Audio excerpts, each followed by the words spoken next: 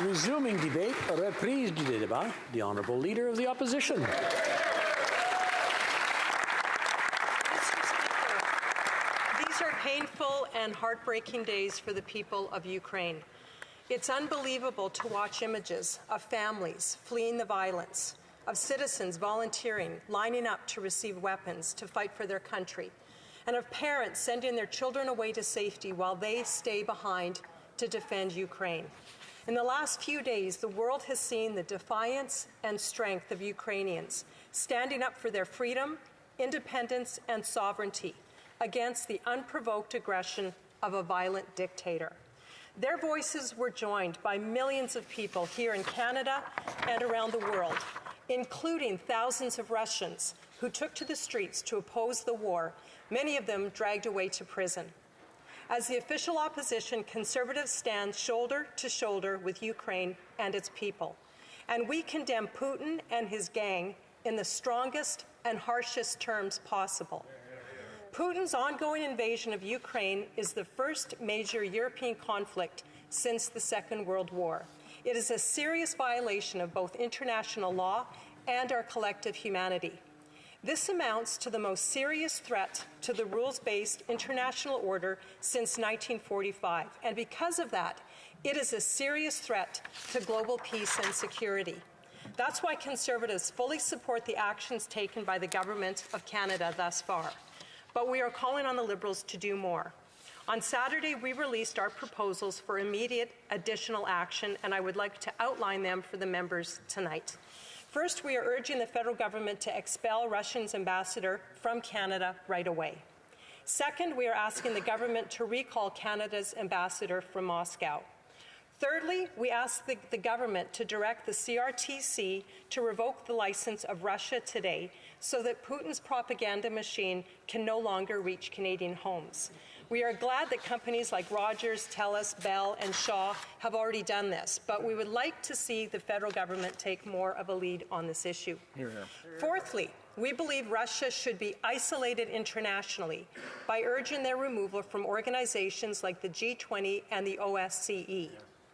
And fifth, we would like to encourage the government to implement visa-free travel from Ukraine to Canada to help families escape here to safety.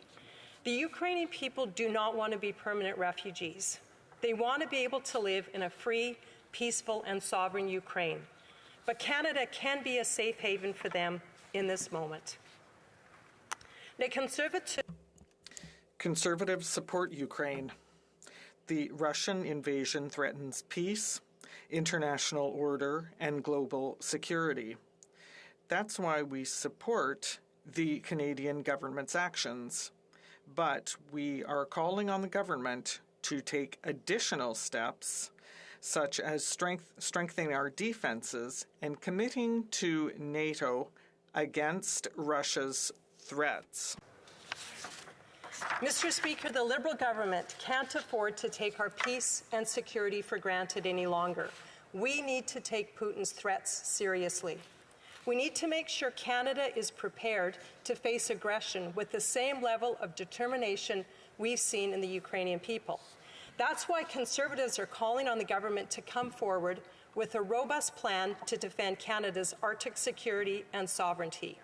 This includes modernizing NORAD's early warning system. It's also time that we fix Canada's long-broken military procurement system. We must accelerate the national shipbuilding program, and finally, it's time to purchase F-35 jets. Here. In addition, we need to work in closer cooperation with Scandinavian allies and the United States to ensure Canada's north remains Canada's. Liberals have ignored our Arctic for 6 years, and this Russian invasion of Ukraine should be a wake-up call to get serious about Canada's Arctic. Mr. Speaker, Russia's ongoing invasion of Ukraine has highlighted another serious problem.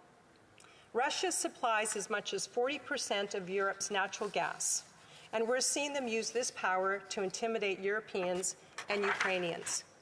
If supplies are cut, people can't heat their homes, entire industries will collapse, and Europe's GDP will plummet. Canada has the answer here.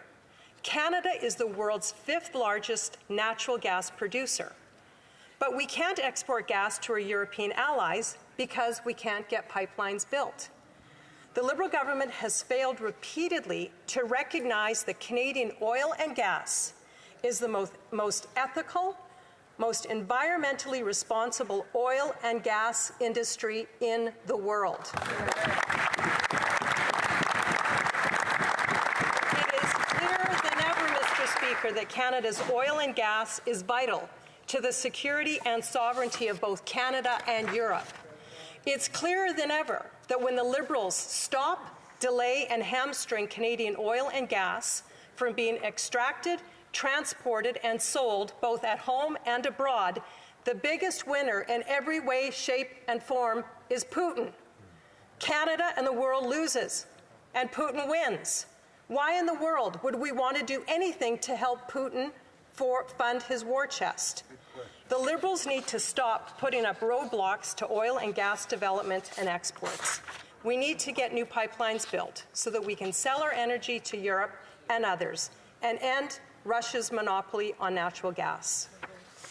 Mr. Speaker, for over a century, Canadians of Ukraine descent have enriched our communities and our culture, especially in the prairies where I am from.